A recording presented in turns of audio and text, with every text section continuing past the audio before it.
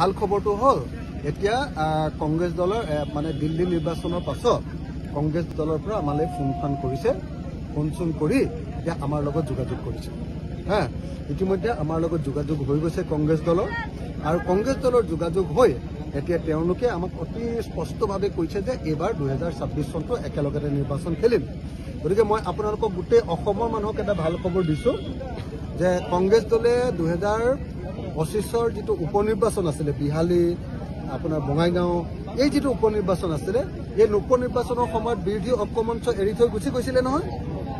এতিয়া আকৌ বিৰোধী ঐক্যমঞ্চৰ লগত কংগ্ৰেছ দলে এতিয়া কথা পতা আৰম্ভ কৰিছে বিৰোধী ঐক্যমঞ্চৰ সভাপতি সম্পাদকক ভূপেন বৰাৰ ঘৰৰ আপোনাৰ যিটো পিতৃৰ কিবা অনুষ্ঠান এটা তালৈ নিমন্ত্ৰণ কৰি নিছে আৰু ভূপেন বৰা ডাঙৰীয়া মোলৈও ব্যক্তিগতভাৱে তেখেতে মোলৈ ফোন কৰিছে আৰু আমি সকলোৱে দীঘলীয়াকৈ কথা বাৰ্তা পাতিছো আৰু কথা বাৰ্তা পাতি আমি সিদ্ধান্ত লৈছো যে আমি একেলগতে কংগ্ৰেছ ৰাইজৰ দল আৰু অন্যান্য বিৰোধী দলবিলাকে একেলগতে 2026 চনৰ ইলেকশ্যন খেলিম বৰফ গলিম আমি 2026ত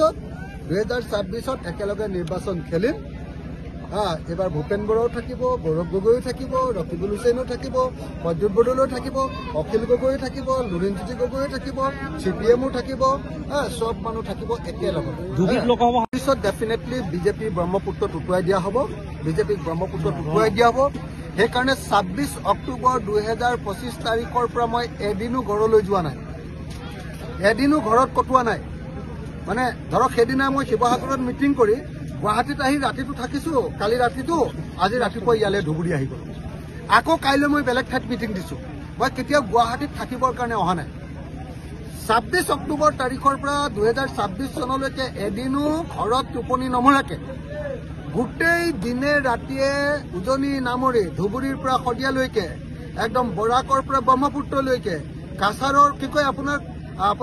কাৰ্বি আংলঙৰ পৰা একেবাৰে একদম মানে একেবাৰে চাপৰ অঞ্চলটোলৈকে পাহাৰৰ পৰা নামনিলৈকে সকলো ঠাইলৈকে ঘূৰি ফুৰিম আৰু বিজেপিক উৎখাত কৰিম আৰু 2026 চনত আমি বিৰোধী ঐক্যমঞ্চৰ চৰকাৰ গঠন কৰিম য'ত ৰাইজৰ দলক নোলোৱাকে পৃথিৱীৰ কোনো মানুহে অহা 2026 চনত চৰকাৰ কৰিব নোৱাৰিব 2026 চনত আমি সকলোৱে মিলি কংগ্ৰেছ ৰাইজৰ দল অসম জাতীয় পৰিষদ CPI CPM সকলোৱে মিলি আমি চৰকাৰ কৰিম আৰু তেতিয়া CM কোন হ'ব সুধিছে CM কোন হ'ব তাৰপিছত আমি ইলেকশ্যনত জিকাৰ পাছত সকলোৱে বহি লৈ সকলো MLA বিলাকে বহি লৈ আমি কোন CM হ'ব সিদ্ধান্ত গ্ৰহণ মানে মই এইকেইদিন সদায় উজনি অসমত আছিলোঁ অহা 17 তাৰিখে আমাৰ বিধানসভাৰ অধিৱেশন আছে বিধানসভাৰ অধিৱেশনৰ কাৰণে আমি সকলো প্ৰস্তুতি চলাই আছোঁ মাজতে প্ৰস্তুতিৰ মাজতে অকণমান এদিনৰ গেপ পাই গ'লো আজিৰ দিনটো ফ্ৰী আছিলোঁ গতিকে ভাবিলোঁ পিছবেলা এখন মিটিং কৰি আহোঁ সেইকাৰণে আকস্মিকভাৱে দৈখোৱা বজাৰত এখন মিটিং আয়োজন কৰা হ'ল আৰু সেই মিটিঙত আহি ৰাইজক লগ পালোঁ বহুত ভাল লাগিলে দৈখোৱা বজাৰলৈ আহি এটা বস্তু দেখিলোঁ যে অসমৰ এটা অংশ হাজাৰ হাজাৰ মানুহ এতিয়াও ৰাস্তা পদূলি নোহোৱাকৈ বসবাস অসমৰ এটা অংশৰ মানুহে আমি দেখিছোঁ যে ব্ৰহ্মপুত্ৰ বা অন্য যিকোনো নদীৰ গৰাখহনীয়াৰ কোবত মানুহবিলাকৰ ঘৰটো আজি এইখিনিত আছে কাইলৈ সেইখিনি আৰু ইয়াত আহিলেও যেতিয়া ক'লে মানুহবিলাকে ক'লে যে চব আমাক ব্ৰহ্মপুত্ৰই যেতিয়া ঘৰটো ভাঙি দিয়ে ঘৰটোৰ পৰা গৈ বেলেগ এটা ঠাইত চাপৰ অঞ্চলত বা বিলাচীপাৰাত যেতিয়া আমি অকণমান থাকিবলৈ লওঁ লগে লগে আমাক বাংলাদেশী বুলি কৈছে গতিকে এই যিটো ইণ্টাৰনেল ডিছপ্লেচমেণ্ট এই যিটো আমাৰ আভ্যন্তৰীণ যিটো মানে মানুহ ইফালৰ পৰা সিফাললৈ যাবলগীয়া পৰিস্থিতি সেই পৰিস্থিতিটো বানপানী আৰু গৰাখহনীয়া সমস্যাটো যেতিয়ালৈকে সমাধান নকৰিব তেতিয়ালৈকে আচলতে অসমৰ এই যি মানুহৰ যিটো অৰ্থনৈতিক অৱস্থা মানুহে শান্তিৰে জীয়াই থকাৰ অৱস্থাটো সদায় থাকে গতিকে মই দৈখোৱা বজাৰলৈ আহি মই এই অঞ্চলৰ বিলাচীপাৰাৰ পৰা পকা ৰাস্তাৰে সংযোগ কৰিবৰ কাৰণে দাবী জনাইছোঁ আৰু এই অঞ্চলৰ ৰাইজৰ বান আৰু গৰাখহনীয়া সমস্যাৰ সমাধানৰ দাবী জনাইছোঁ আৰু ইয়াৰ যিসকল স্বদেশী নাগৰিক 1971 চনৰ 25 মাৰ্চৰ আগতে অহা সকলো নাগৰিককে হিন্দু মুছলমান খ্ৰীষ্টান জৈন বৌদ্ধ শিখ সকলো নাগৰিককে মাটিৰ পট্টা দিবৰ কাৰণে দাবী জনাইছোঁ আৰু মই অনাগত দিনবিলাকত তেখেতসকলৰ এই মানুহবিলাকৰ আমাৰ স্বদেশী নাগৰিকসকলৰ মাটিৰ পট্টাৰ কাৰণে নিশ্চিতভাৱে চৰকাৰখনেই বিকল আপোনালোকে দেখিছে হিমন্ত বিশ্ব শৰ্মাৰ চৰকাৰখন বিকল চৰকাৰ এখন নহয় জানো আপোনালোকে জনতা ভৱনৰ ই সেৱা বন্ধ হোৱাৰ কথা কৈছে। ই সেৱাটো বন্ধ হ'বই পাৰে, চৰকাৰখনে নাই, চৰকাৰখনে দৰমহা দিব নোৱাৰে। ফটককৈ 1000 কোটি টকা এটা ধাৰ লয়, আকৌ দৰমহাটো দিয়ে, আকৌ 500 কোটি এটা ধাৰ লয়, আকৌ অৰুণোদয় আঁচনিটো দিয়ে, আকৌ 500 কোটি এটা ধাৰ লয়, আকৌ কি কয় এইখন অভাৰব্ৰিজ এখন মুকলি কৰে, মানে আধাৰশিলা কৰে। মুঠতে যিখন চৰকাৰ নিজে এঢকত চলি আছে, পইচা নাই, যিখন চৰকাৰ নিজেই মানে দেউলীয়া, যিখন চৰকাৰ নিজে চলি আছেনে নাই নিজে নাজানে, যিখন চৰকাৰৰ মুখ্যমন্ত্ৰীজনে 24 ঘণ্টা খালি ফেচবুকত বেলেগক আক্ৰমণ কৰি থাকে, তো সেইখন চৰকাৰৰ আপোনাৰ যিটো কি কয় আপোনালোকৰ ই সেৱা বন্ধ কৰি যোৱাটো তেনেই স্বাভাৱিক ঘটনা। এইখন চৰকাৰ বিজেপি চৰকাৰ বুলি একো চৰকাৰ নাই।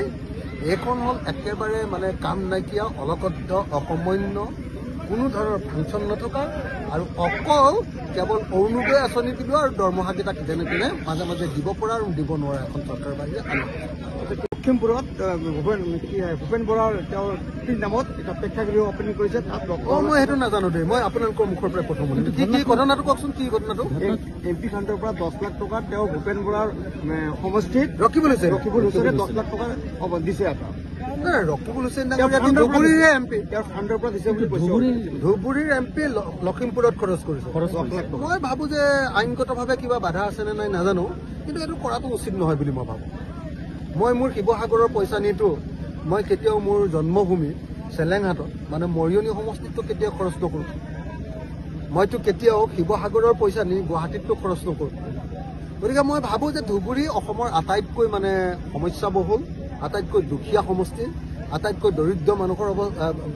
সমষ্টি। গতিকে ইয়াত টকা 5 কোটিৰ পৰা আকৌ 10 লাখ টকা এটা বেলেগ এটা সমষ্টিত দি দিয়াটো এইটো ভাল কথা হোৱা নাই।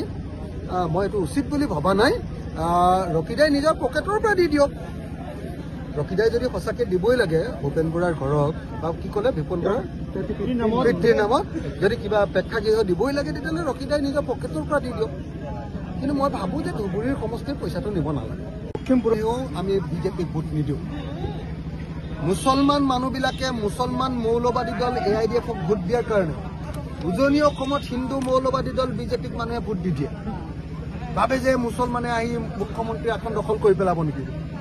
এইবাৰ অসমৰ মুছলমান মানুহে কৈছে যে আমি বিজেপিক ভোট AIDFক ভোট নিদিওঁ। যদি AIDFক মুছলমানে ভোট নিদিয়ে, তেতিয়াহ'লে মই গেৰাণ্টি দি দিছোঁ 2026 চনত উজনি অসমৰ হিন্দু মানুহকো কোনো পৰ্যায়ে হিন্দু সাম্প্ৰদায়িক দল বিজেপিক ভোট নিদিয়ে, আৰু 2026 চনত আমি বিজেপিক পৰাভূত কৰিম। অসম গণ পৰিষদকো একেলগতে ব্ৰহ্মপুত্ৰত দলিয়াই দিম। হিমন্ত বিশ্ব শৰ্মাই গৈ বাংলাদেশত গৈ ৰাজনীতি কৰি থাকিব, হিন্দু মুছলমানৰ ৰাজনীতি বাংলাদেশত কৰিব, লগতে চাচাকো পঠিয়াই দিম। চাচা আৰু হিমন্ত বিশ্বই লগ লাগি বাংলাদেশত ৰাজনীতি কৰিব, আমি অসমত ৰাজনীতি কৰিম।